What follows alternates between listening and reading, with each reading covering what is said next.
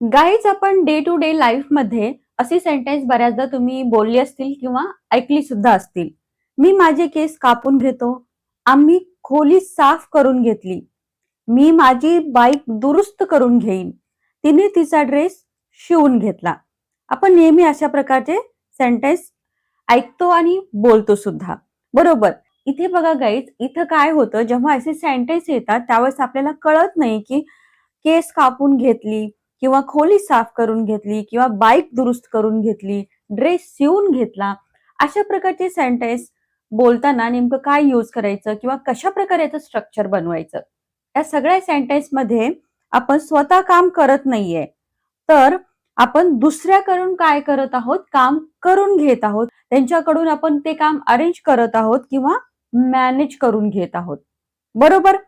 आता अशी सेंटेन्स बोलण्यासाठी तुम्हाला गेटचा यूज करायचा आहे. गेट म्हणजे काय? करून घेणे. बरोबर. आता इथे बघा structure, subject plus get plus object plus वर्बचं थर्ड फॉर्म. आता तुम्ही इथे म्हणाल इथे गेट पण आला आहे आणि वर्बचं थर्ड फॉर्म पण आला आहे. इथे बघा, पहिल्यांदा आपण गेट बघूया. इथे जे गेट आहे हे गेट तुम्हाला अकॉर्डिंग टू टेस्ट तुम्हाला चेंज करायचं आहे. चेंज करायचं म्हणजे काय? तुम्हाला गेटचे फॉर्म्स माहिती असणं गरजेचं आहे. आता गेटचं फर्स्ट फॉर्म आहे get, second got, third got, fourth form आहे गेटिंग आणि फिफ्थ फॉर्म आहे गेट्स. हे फॉर्म्स आहेत. जर तुम्हाला फॉर्म्स बद्दल कन्फ्युजन असेल किंवा माहित नसेल तरी आपल्या चॅनलवरती व्हिडिओज आहेत, ते नक्की बघा. इथपर्यंत क्लिअर झालं.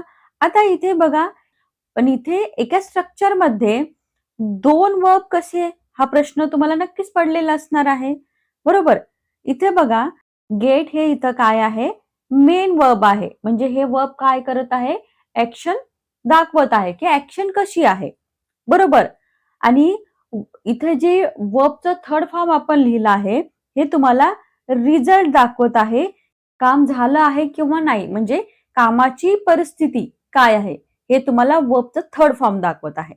क्लिअर. वर्बचं थर्ड फॉर्म सगळ्या टेन्स मध्ये ऍज इट इज राहील, फक्त तुम्हाला इथे गेटचे फॉर्म्स मध्ये चेंज करायचं आहे. क्लिअर झालं. गेट म्हणजे काय? की काम झालं पाहिजे अशी सिच्युएशन अरेंज करणे, मॅनेज करणे किंवा करणे, तिथे काम तुमचं झालं पाहिजे. क्लिअर झालं. एक्झाम्पल, मी रूम स्वच्छ करून घेतली. आता तुम्ही रूम स्वतः स्वच्छ केली का? नाही, ती तुम्ही कोणाकडून तरी करून घेतली. इथे तुम्हाला गेटचा यूज करायचा आहे. सेंटेन्स तुमचं आहे पास्ट टेन्सचं, सिंपल पास्ट टेन्सचं. मी तुम्हाला सांगितलं इथं गेट अकॉर्डिंग टू टेन्स तुम्हाला चेंज करावं लागेल. सिंपल पास्ट टेन्सचा आहे तर तुम्हाला सेकंड फॉर्मचा यूज करावा लागेल. सेकंड फॉर्म काय आहे? गॉट. सेंटेन्स काय होईल? I got my room cleaned.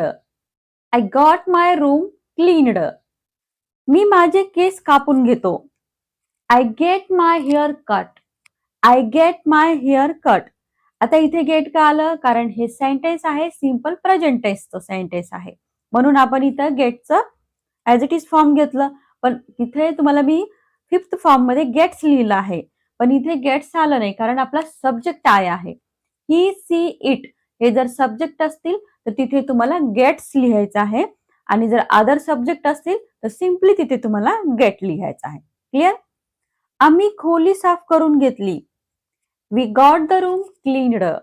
We got the room cleaned हे तुम्हाला पहिलेच मी क्लिअर केलं आहे. मी माझी बाईक दुरुस्त करून घेईन. फ्युचर टेन्स घेईन आला आहे. सिंपली तुम्हाला इथे विल गेटचा यूज करायचा आहे. कोणताही सब्जेक्ट असू द्या. I will get my bike repaired. I will get my bike repaired. तिने तिचा ड्रेस शिवून घेतला. अगेन सेंटेन्स आपला आहे सिंपल पास्ट टेन्सचं, सेकंड फॉर्मचा यूज करा. She got her dress stitched. She got her dress stitched. Clear झालं.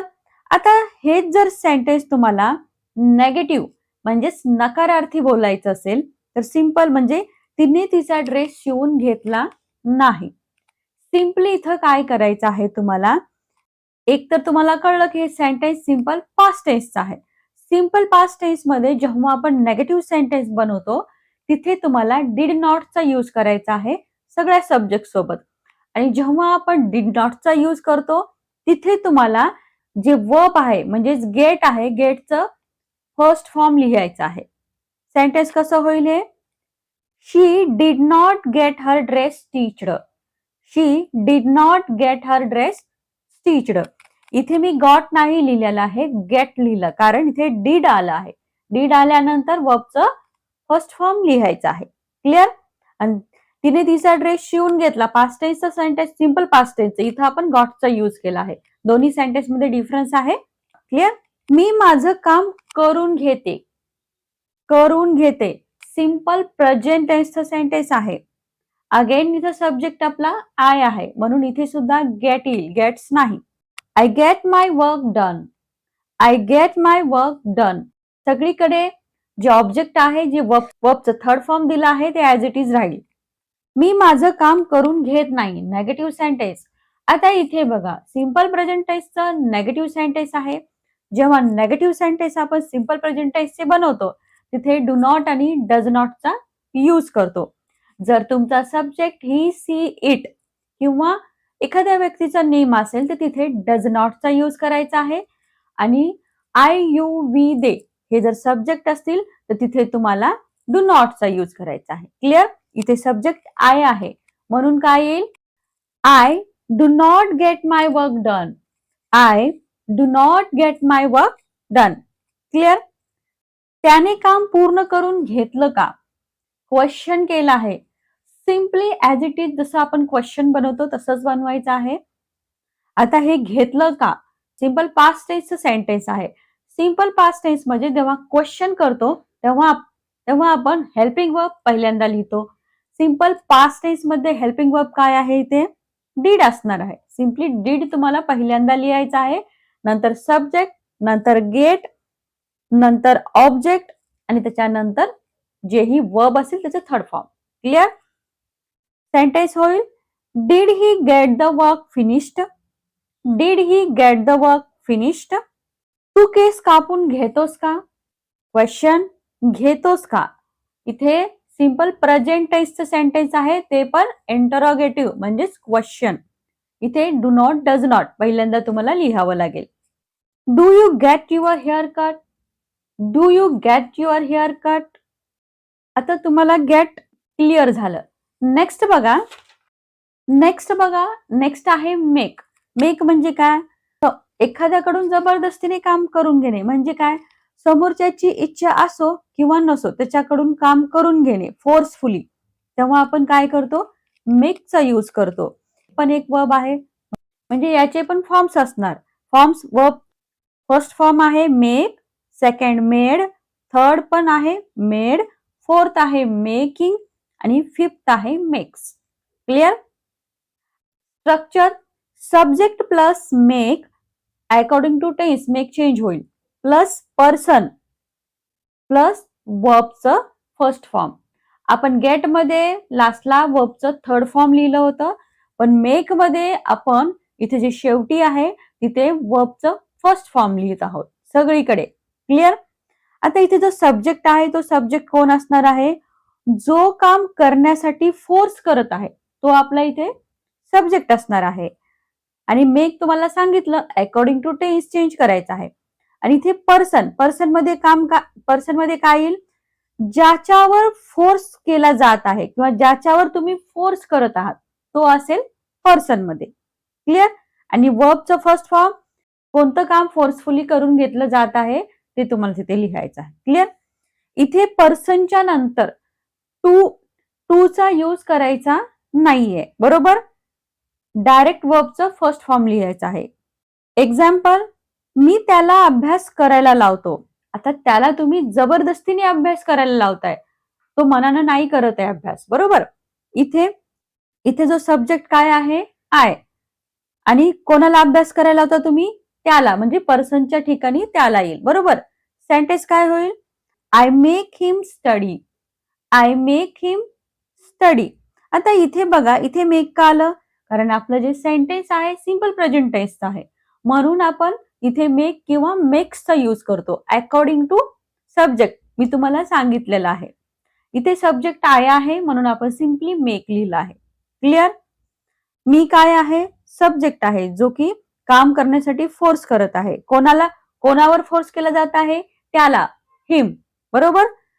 आणि वर्ब काय आहे? स्टडी. क्लिअर? ती मला हसायला लावते, म्हणजे जबरदस्तीने हसायला लावते. She makes me laugh. She makes me laugh. Makes का आलं? अगेन प्रेझेंट टेन्सचं, सिंपल प्रेझेंट टेन्सचं सेंटेन्स आहे, सब्जेक्ट शी आहे, म्हणून मेक्स घेतलं. तिने मला गृहपाठ करायला लावला. She made me do homework. She made me do homework. Made का आलं? सेंटेन्स सिंपल पास्ट टेन्सचं आहे. मी तिला काम पूर्ण करायला लावेन. Future tense. फ्युचर टेन्स मध्ये विल मेक येईल. Clear? I will make her complete the task. I will make her complete the task. मी माझ्या भावाला खोली साफ करायला लावली. Simple past tense. I made my brother clean the room. I made my brother clean the room. Cleaned इथं येणार नाही. शिक्षकांनी आम्हाला लिहायला लावलं. The teacher made us write. The teacher made us write. मी त्याला काम करायला लावत नाही. नेगेटिव्ह सेंटेन्स कसं बनवायचं? सिंपल प्रेझेंट टेन्सचं सेंटेन्स आहे. डू नॉट, डज नॉट येईल इथे. According to subject. I do not make him work. I do not make him work. आपण जिथे जिथे मेक किंवा मेडचा यूज करत आहोत तिथे फोर्सफुली काम करून घेतलं जात आहे, हे लक्षात ठेवा. तिने मला जायला लावले नाही. She did not made me go. She did not make me go. तू त्याला अभ्यास करायला लावतोस का? Question. Do you make him study. Do you make him study. Clear झालं? मेक आणि गेट कसं यूज करायचं अगदी इझी लँग्वेज मध्ये मी समजून तुम्हाला सांगितलं आहे, जेणेकरून तुम्हाला इझिली अंडरस्टँड होईल. गाईज त्याचे प्रॅक्टिस सेंटेन्स टेलिग्राम चॅनलवरती भेटतील, त्याला नक्की फॉलो करा. आता आपण एक शॉर्ट रिकॅप बघूया. मेक कधी यूज करायचं? ज्यावेळेस तुम्ही फोर्सफुली म्हणजे जबरदस्तीने काम करून घेता तिथे तुम्हाला मेकचा यूज करायचा आहे. आणि मेक मध्ये वर्बचं फर्स्ट फॉर्म घ्यायचा आहे आणि वर्बच्या आधी टूचा यूज करायचा नाही. इथं तुम्ही टूचा यूज करायचा नाही. कसं? Make him to go. Make him to go हे सेंटेन्स रॉंग आहे. मी सांगितलं वर्बच्या आधी टू लिहायचं नाही. करेक्ट सेंटेन्स काय होईल? Make him go. Make him go correct sentence होईल. हे मेकची थोडीशी इथं मेकचा इथं रूल समजा हा. आणि गेट, जेव्हा आपण एखादं काम सॉफ्टली मॅनेज करून किंवा रिक्वेस्ट करून एखाद्याकडून करून घेतो सॉफ्ट रिक्वेस्टने, तिथे तुम्हाला गेटचा यूज करायचा आहे. दोन्हीमध्ये खूप छोटासा डिफरन्स आहे. आणि जेव्हा आपण गेट घेतो तेव्हा तिथे तुम्हाला वर्बचं थर्ड फॉर्म लिहायचं आहे, जिथे की आपण सेंटेन्स मध्ये लास्टला लिहिलं. बरोबर? आय होप गाईज हा व्हिडिओ तुम्हाला नक्कीच हेल्पफुल असेल आणि आजपासून तुम्ही गेट आणि मेकची सेंटेन्स इझिली बनवून बोलू शकणार आहात. पॉझिटिव्ह, नेगेटिव्ह आणि इंटरोगेटिव्ह सुद्धा. व्हिडिओ आवडला लाईक करा, शेअर करा. चॅनलवरती नवीन असाल तर सबस्क्राईब करायला विसरू नका.